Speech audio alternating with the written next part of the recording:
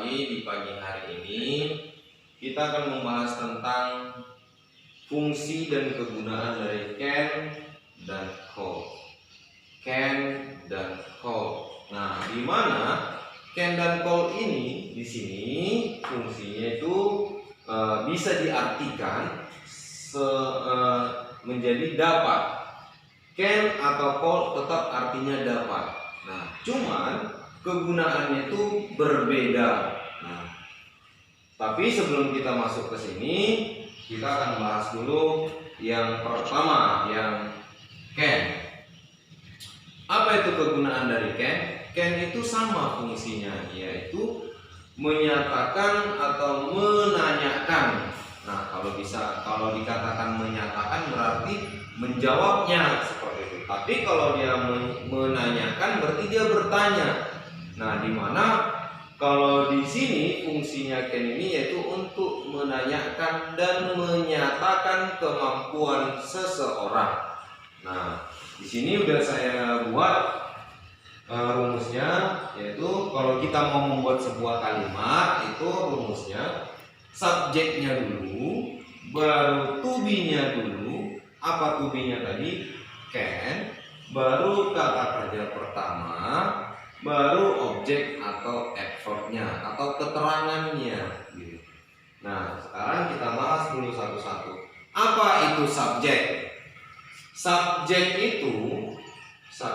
itu ada 7. Ada I, you, she, he, it, they, dan we. Inilah yang dikatakan sebagai subjek. Nah, apa itu to be? Oke, to be itu adalah pelengkap sebuah kalimat. Nah, di mana to be itu ada banyak.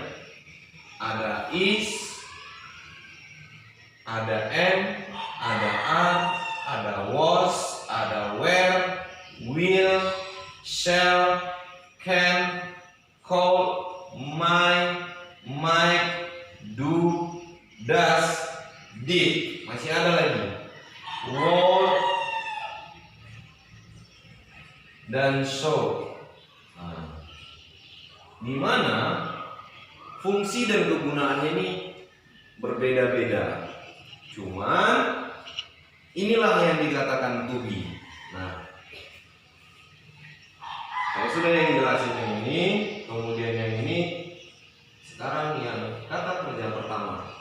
Apa itu kata kerja pertama? Kata kerja pertama adalah kegiatan yang dilakukan sehari-hari. Kegiatan yang dilakukan sehari-hari. Itulah yang disebut dengan kata kerja yang pertama, di mana kegiatan yang dilakukan sehari-hari berarti dilakukan pada saat hari itu juga.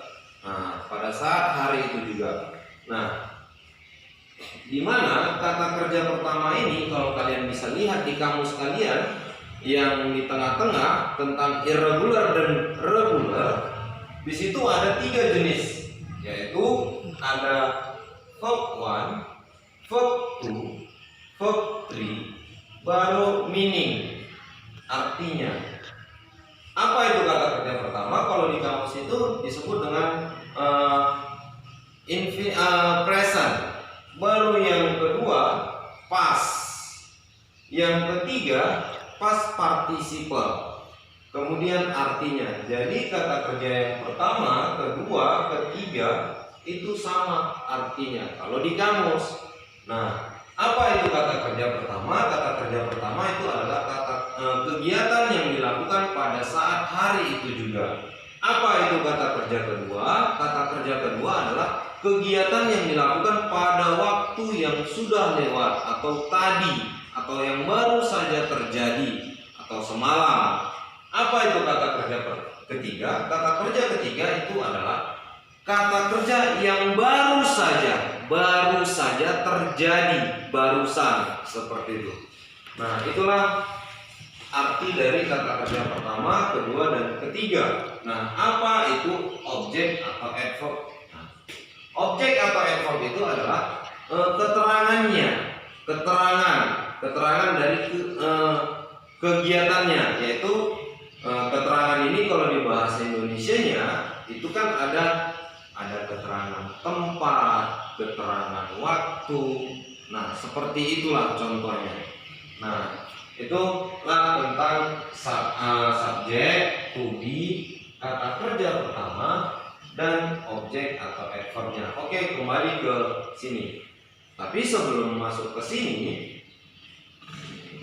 perlu saya ingatkan, kalau di pelajaran bahasa Indonesia, kata keterangan waktu itu kan biasanya ada 3, yaitu yang hari ini, semalam, dan yang akan datang. Nah, sama, nggak ada bedanya sama bahasa Inggris. Kalau keterangan waktu itu kan sama, yaitu keterangan kata kerja pertama, itu yang disebut present, baru past tense, baru future tense atau yang akan datang. Nah, jadi di pelajaran bahasa Indonesia pun sama, bahasa Inggris juga sama. Oke, kembali ke sini, kembali ke can dan call.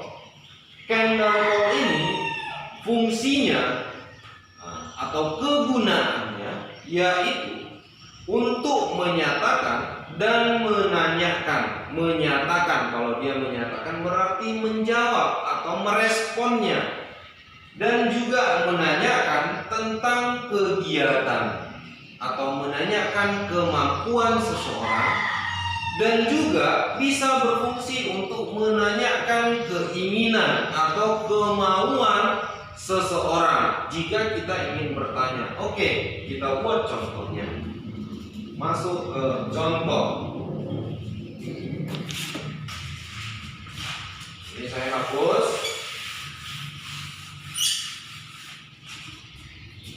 Ke contoh, example. Nah, tadi katanya kalau kita mau membuat sebuah kalimat, kita harus pergunakan rumusnya. Subjeknya dulu, to be-nya dulu, kata kerja pertamanya, baru objek atau adverb-nya. Oke, kita buat contohnya. Tadi subjek tadi saya katakan itu ada 7, yaitu I, you, she, he, it, they, dan we. Kita ambil salah satu contohnya. Saya ambil kata he, dia. Dia di sini adalah dia laki-laki. Nah, setelah kita gunakan ini, baru katanya kita tambahkan dengan to be can tadi. Berarti he can. Apa kata kerja pertamanya? Ambillah yang bentuk irregular dan irregular yang di kolom pertama yang ada di dalam kamus. Terserah, bebas mau ngapain. Ambil. Saya ambil contohnya climb. He can climb. Sudah dapat subjeknya, sudah dapat to be-nya, sudah dapat kata kerja pertama. Seperti ini. Sudah dapat yang ini, sekarang yang ini. Nah, sekarang tinggal kita tambahkan keterangannya. Nah, dia dapat memanjat. Nah, apa yang dipanjatnya? Kita buat contohnya tree, sebuah pohon. Dia dapat memanjat sebuah pohon. Kalau dikatakan dia dapat memanjat sebuah pohon, berarti dia menyatakan atau mengungkapkan bahwa dia mampu memanjat sebuah pohon. Seperti itu. Nah, ya seperti itu contohnya. Baru inilah yang dikatakan menyatakan. Oke, dan ini bentuk positifnya. Kalau bentuk negatifnya bagaimana? Tinggal kita tambahkan not di belakang to be-nya. Menjadi he can not climb a tree. Dia tidak bisa memanjat sebuah pohon. Dia tidak bisa memanjat sebuah pohon. Itulah bentuk negatifnya, di mana bentuk negatif ini adalah dia menyatakan kalau dia nggak bisa memanjat, berarti kemampuannya itu tidak bisa memanjat sebuah pohon. Oke. Sekarang bentuk pertanyaannya. Tadi sama seperti yang saya katakan, can di sini bisa berfungsi untuk menyatakan dan menanyakan kemampuan seseorang. Sekarang kita buat untuk menanya. Kalau dia bertanya, berarti can-nya ini kita pindahkan ke depan menjadi can he climb a tree.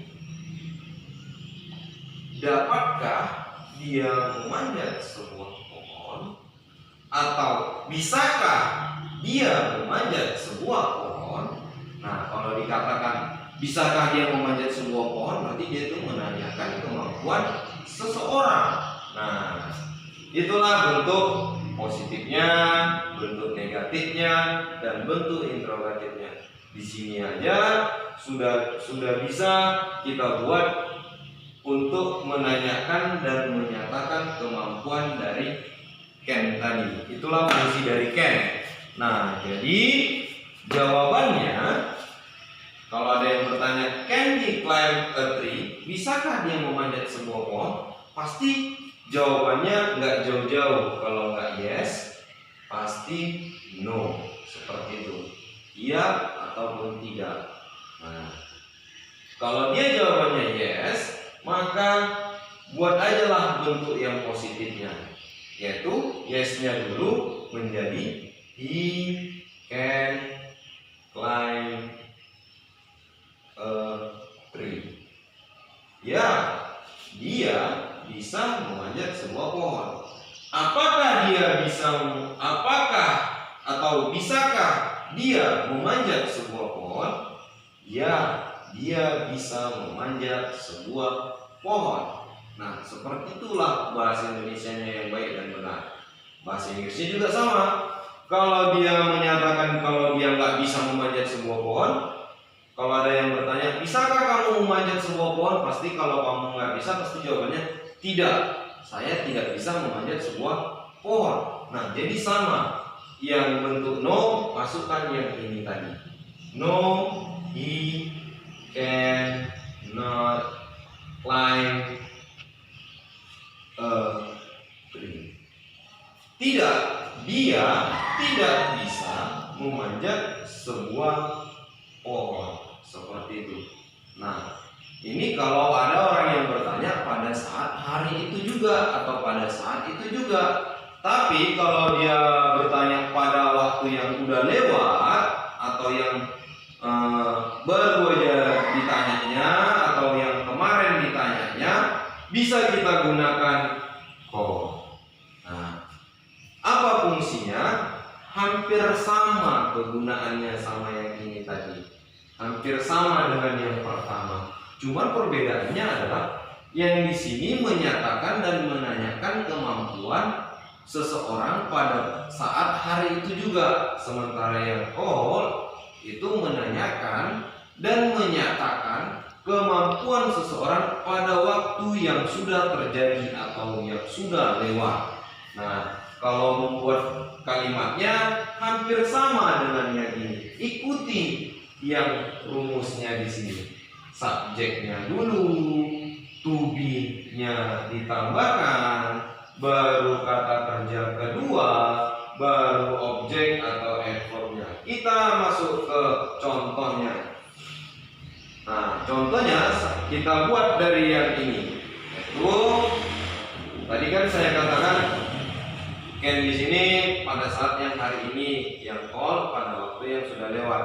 Tinggal menggantikan can-nya ini menjadi call, baru kata kerja yang pertama kita ubah ke kata kerja yang kedua. Contohnya kita buat yang ini, he, baru ditambahkan call, baru ditambahkan kata kerja kedua atau bentuk kedua dari climb. Ya, di kamus tadi seperti yang saya katakan, di kamus itu ada kata kerja pertama, kedua dan kata kerja yang ketiga, atau present, past, dan past participle. Ambil yang keduanya. Kalau di sini climb, berarti di sini climber. Nah, di sini climbing dia seperti ini. Berarti yang inilah kita ambil, climber. He could climber a tree. Dia bisa memanjat sebuah pohon. Kapan dia bisa memanjat? Yang sudah lewat atau tadi atau kemarin-kemarin. Dari mana kita tahu? Dari id di belakangnya. Seperti itulah contohnya. Oke, sekian penjelasan saya tentang can dan could. Saya harap kalian bisa mempelajarinya kembali di rumah dan terus dipelajari sampai ketemu di pertemuan berikutnya. Oke, selamat pagi.